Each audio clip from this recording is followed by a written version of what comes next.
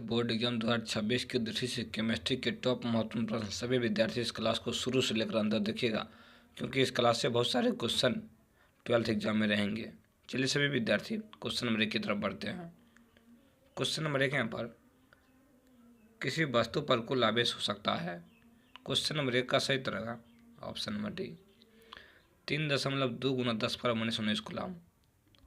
सभी विद्यार्थी question number second की तरफ बढ़ते हैं। क्वेश्चन नंबर सेकेंड है पर, इलेक्ट्रॉन का आवेश कितना होता है। क्वेश्चन नंबर सेकेंड का सही उत्तर होगा ऑप्शन नंबर बी, -1.6 × 10⁻19 कूलम। सभी विद्यार्थी क्वेश्चन नंबर 3 की तरफ बढ़ते हैं। क्वेश्चन नंबर 3 है पर, कूलम के नियम के अनुसार दो बिंदु आवेशों के बीच आकर्षण या प्रतिकर्षण बल निर्भर करता है। क्वेश्चन नंबर 3 का सही उत्तर होगा ऑप्शन नंबर बी, उसके बीच की दूरी के वर्ग पर। सभी विद्यार्थी क्वेश्चन नंबर 4 की तरफ बढ़ते हैं। क्वेश्चन नंबर 4 है पर, यदि दो समान आवेशों को निर्वात में एक दूसरे से d दूरी पर रखा जाए तो उसमें परस्पर बल होगा। क्वेश्चन नंबर 4 का सही उत्तर होगा ऑप्शन नंबर ए, प्रतिकर्षण। सभी विद्यार्थी क्वेश्चन नंबर 5 की तरफ बढ़ते हैं। क्वेश्चन नंबर 5 यहाँ पर, निर्वात में कूलम स्थिरांक के का मान होता है। 5 का सही उत्तर होगा ऑप्शन नंबर ए, 9 × 10⁻9। सभी विद्यार्थी क्वेश्चन नंबर 6 की तरफ बढ़ते हैं। क्वेश्चन 6 पर, किसी बिंदु पर विद्युत क्षेत्र की दिशा होती है।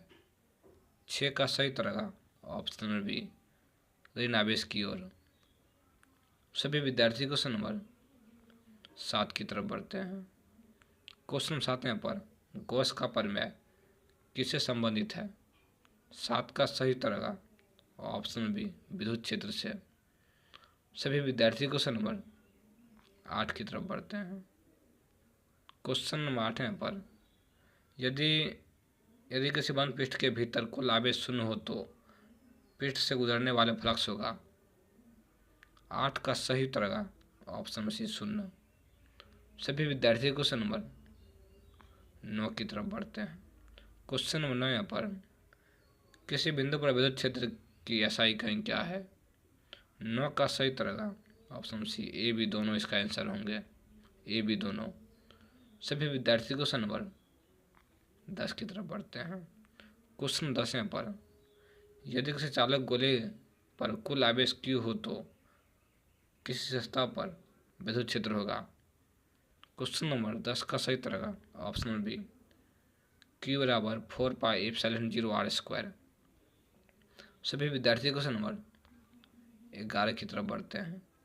क्वेश्चन 11 पर, विद्युत क्षेत्र की SI इकाई क्या है। 11 का सही उत्तर होगा ऑप्शन नंबर डी, न्यूटन प्रति कूलम।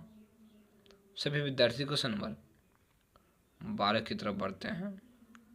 किसी बिंदु पर विद्युत क्षेत्र उस स्थान पर स्थित इकाई धनात्मक आवेश पर लगने वाले बल के डैश के बराबर होता है। 12 का सही उत्तर होगा ऑप्शन नंबर सी, समान। सभी विद्यार्थी क्वेश्चन नंबर 13 की तरफ बढ़ते हैं। क्वेश्चन 13 पर, कूलम बल और गुरुत्वाकर्षण बल के बीच मुख्य अंतर क्या है। 13 का सही उत्तर होगा ऑप्शन बी, गुरुत्वाकर्षण बल केवल आकर्षक होता है। सभी विद्यार्थी क्वेश्चन नंबर 14 की तरफ बढ़ते हैं। किसी बिंदु आवेश के चारों ओर विद्युत क्षेत्र रेखाएं होती है। 14 का सही उत्तर होगा ऑप्शन बी, धन आवेश से बाहर की ओर। सभी विद्यार्थी क्वेश्चन नंबर 15 की तरफ बढ़ते हैं। क्वेश्चन 15 पर, जब किसी चालक को बाहरी विद्युत क्षेत्र में रखा जाता है तो स्थिर स्थिति में चालक के अंदर विद्युत क्षेत्र होगा। 15 का सही उत्तर होगा ऑप्शन सी, 0। सभी विद्यार्थी क्वेश्चन नंबर 16 की तरफ बढ़ते हैं।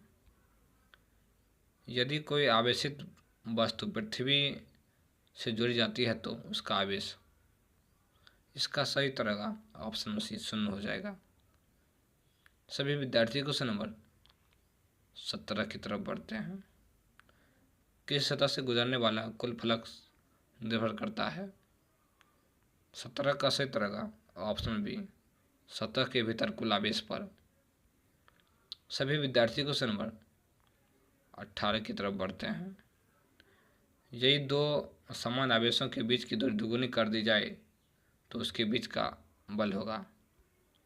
18 का सही रहेगा ऑप्शन बी, 4 गुना घट जाएगा। सभी विद्यार्थी क्वेश्चन नंबर 19 की तरफ बढ़ते हैं। यदि किसी सतह से गुजरने वाला विद्युत फ्लक्स धनात्मक है तो इसका अर्थ है।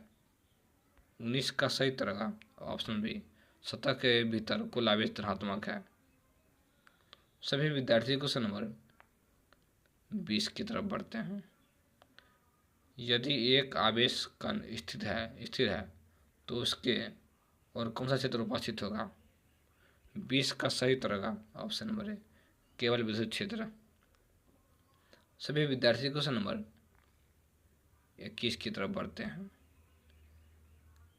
किसी बिंदु आवेश के चारों ओर विद्युत क्षेत्र रेखाएं कैसी होती है।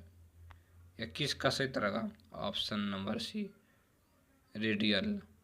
चलिए सभी विद्यार्थी क्वेश्चन नंबर 22 की तरफ बढ़ते हैं। यदि किसी वस्तु पर कुल आवेश शून्य हो तो उसे कहा जाता है। 22 का सही रहेगा ऑप्शन बी, धनावेशित। सभी विद्यार्थी क्वेश्चन नंबर 24 की तरफ बढ़ते हैं।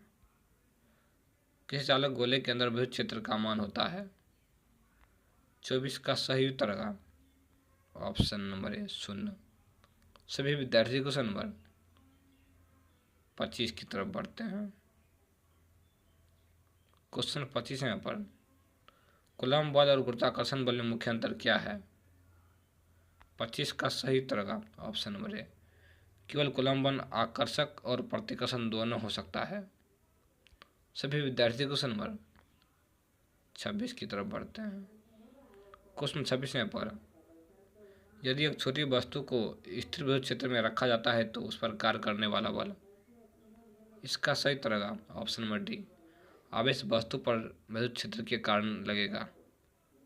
सभी विद्यार्थी क्वेश्चन नंबर 27 की तरफ बढ़ते हैं। विद्युत आवेश का संरक्षण सिद्धांत कहता है कि।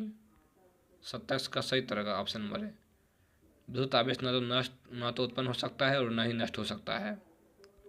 सभी विद्यार्थी क्वेश्चन नंबर 28 की तरफ बढ़ते हैं। यदि किसी चालक सतह पर आवेश विपरीत हो जाए तो वह है। इसका सही रहेगा ऑप्शन बी, सतह के बाहर विपरीत होगा। सभी विद्यार्थी क्वेश्चन नंबर 29 की तरफ बढ़ते हैं।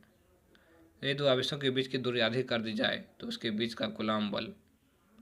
29 का सही रहेगा ऑप्शन नंबर ए, 4 गुना बढ़ जाएगा।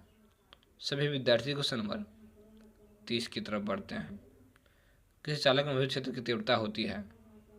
30 का सही रहेगा ऑप्शन नंबर ए, 0। चलिए सभी विद्यार्थी क्वेश्चन 32 की तरफ बढ़ते हैं।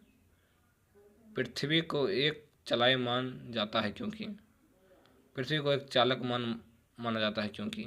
इसका सही रहेगा ऑप्शन नंबर ए, यह आवेशों को अवशोषित कर सकती है। सभी विद्यार्थी क्वेश्चन नंबर 33 की तरफ बढ़ते हैं। गॉस के नियम के अनुसार किसी बंद पृष्ठ से निकलने वाले फ्लक्स का परिमाण किस पर निर्भर करता है। 33 का सही रहेगा ऑप्शन बी, केवल पृष्ठ के भीतर स्थित कूलम्ब आवेश पर। सभी विद्यार्थी क्वेश्चन नंबर 35 की तरफ बढ़ते हैं। क्वेश्चन 35 पर किसी विद्युत क्षेत्र में रखे गए एक आवेशित कण पर बल निर्भर करता है।